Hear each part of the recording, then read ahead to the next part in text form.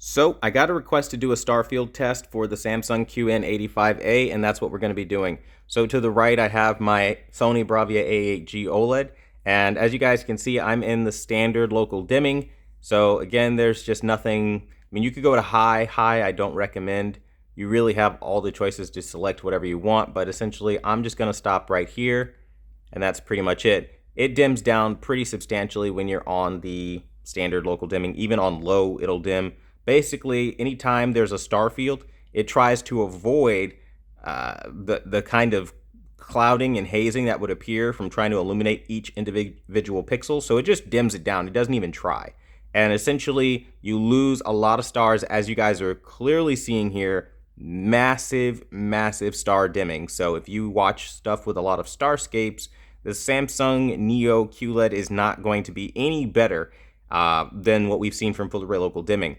This is what I was trying to tell everybody when I was saying that it's a band-aid. Local dimming has and always will be a band-aid. You're not going to be able to get around the fact that you don't have the pixel level illumination that you do on an OLED.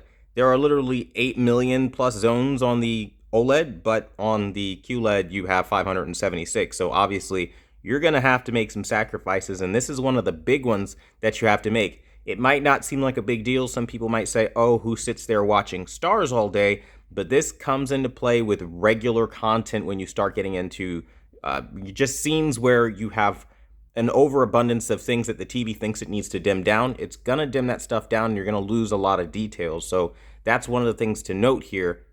Switching now to the Samsung QN90A, the result is literally going to be exactly the same. I'm just showing you guys, I have the standard local dimming up. It looks pretty bad. There's a bright spot in the corner there. You guys can't see. It's not showing up really well on camera, but there is one there, so not the best. But when I get rid of that menu, then it just dims down dramatically. And if you look over to the OLED, I'll try to get this in frame. This is incredibly difficult to do. I just don't have the space to do all this. But essentially, the OLED's over there. You guys can see the amount of dimming that's happening on the Samsung right here in front of me. It's pretty astronomical, the level of dimming that I have, where it's just, they're not equivalent at all. Like, I'll sit off at an angle. Maybe that'll show a little bit better, both TVs in frame.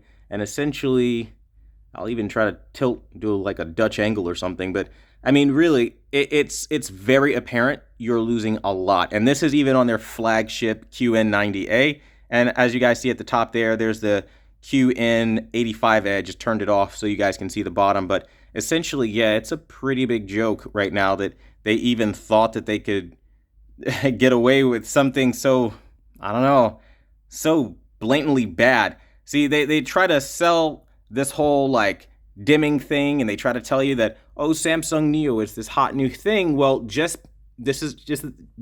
I'm trying to tell you, like, just be advised. This is what you're dealing with. I'm like stuttering because it's so bad. Like, the dimming on it is severe, and this is essentially what you're looking at compared to what you're supposed to have. So if you were wondering, is this an adequate replacement for OLED?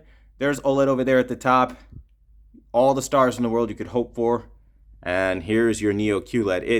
It's pretty bad. So just wanted to put that out there for Starfields, Starscapes. You don't have clouding, but you don't have stars either, or mini stars either. So take that with a grain of salt if you must. I'll be showing more videos, so stay tuned because we're just going to continue to get the ball rolling.